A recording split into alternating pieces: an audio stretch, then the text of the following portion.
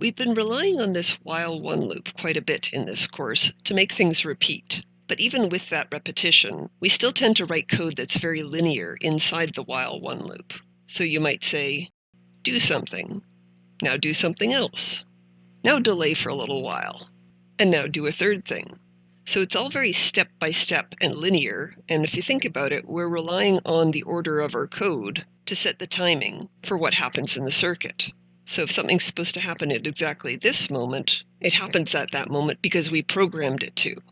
So we're relying on ourselves to set the timing of the code when we program in this very linear way.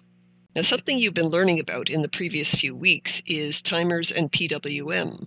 These are things that can happen in the background of your code.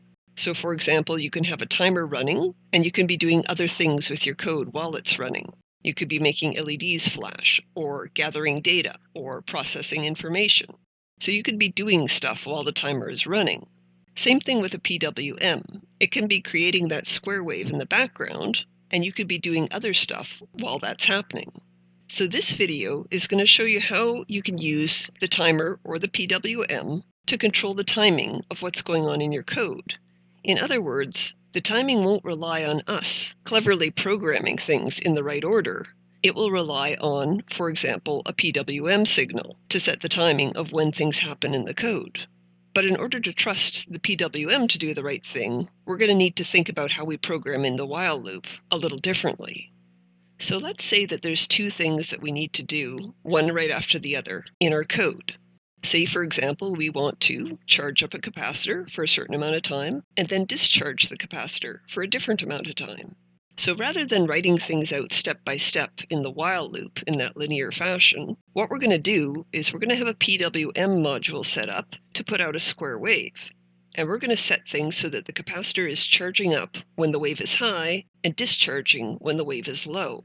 So the timing of when the capacitor gets charged up or discharged is going to be controlled only by this square wave, by the PWM module, not by us in our code. And as I said, that's going to require us to think about how we code things a little differently. So one thing to realize is that this while one loop is going to be repeating and repeating very, very quickly. In fact, it'll be repeating much faster than the cycle of the PWM module. In other words, this while one loop might repeat hundreds or even thousands of times while the signal is high, and again, hundreds or thousands of times while the signal's low. So when we're inside this while one loop, we don't actually know where on the PWM cycle we are. We don't know whether it's high or low, a rising edge or a falling edge. In here, we don't know what the PWM module is doing unless we test for that. So that's what we're going to have to learn how to do. So to begin with, you might think to yourself, okay, we want to charge up the capacitor when the PWM module is high. So could I put in an if statement like this and say, when it's high, start charging the capacitor? Will that work? Well, it will work, but not quite the way you want, because remember, this while one loop is probably going to repeat a couple of hundred times while the signal's high, which means that this if statement is going to get executed a couple of hundred times. That means you'll be starting and restarting the capacitor over and over and over again. You don't want to do that. You just want to start at one time.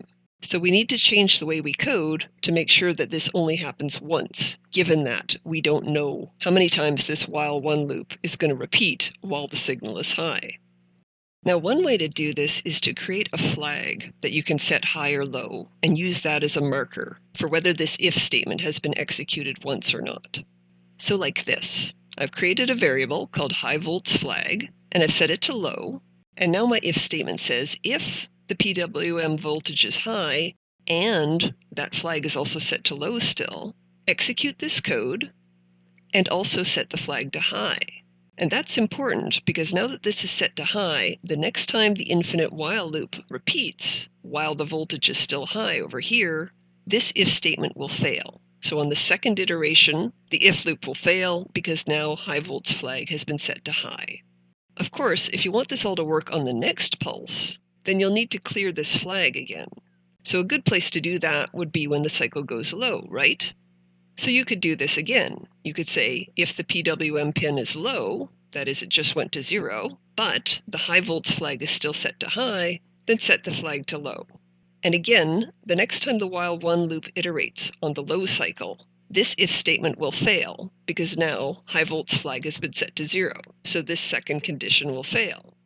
And of course, you're welcome to do other things at that point also, like starting the discharge of the capacitor.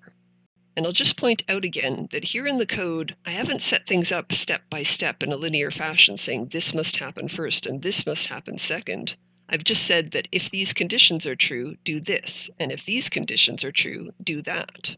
So it's non-linear. These if statements only get executed at the one moment on the cycle when it's appropriate for them to be executed. But you could swap the order of these two if statements and the code would work equally well. So that's one way of doing this, but here's another one that might look familiar to you.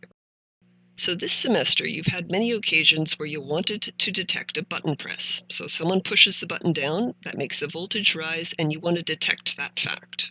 So here's one way you may have handled it, where you would record the current voltage of the button pin at the beginning of the while one loop, and at the end of it you'd record it again, except this time you'd call it the previous voltage. And in between, you take that current voltage and previous voltage, feed them into a function that you created called the button press detector, and if it detects that there was a rising edge, then you would execute your code. So this is pretty similar to what we want to do with this PWM voltage, isn't it? We want to catch that rising edge. So we can make some changes. We can say the current voltage is now the voltage of the PWM pin, and our button press detector function has now become the voltage change detector. And again, you feed it the current and the previous voltage, and if it decides that that was a rising edge, then you'd start charging your capacitor. And there's nothing stopping you from making your voltage change detector tell you about falling edges too. So for example, you could have it programmed that if it sees a rising edge, it returns a 1 to you, and if it detects a falling edge, it returns a 2, and if it detects no change, then it returns a 0. And that way, you're only going to start charging your capacitor on rising edges and start discharging it on falling edges, and there will be no change when the voltage is constant, which would mean both of these if statements fail and the while one loop does nothing, which is what you want, because remember, that while one loop might be repeating hundreds of times on both the high and the low cycle. And as before, we could switch the order of these two if statements, and the code will work equally well, because we're not getting the time right based on the order that we put code in our own while loop. We're just testing for the right conditions and executing code at the one moment when those conditions are met.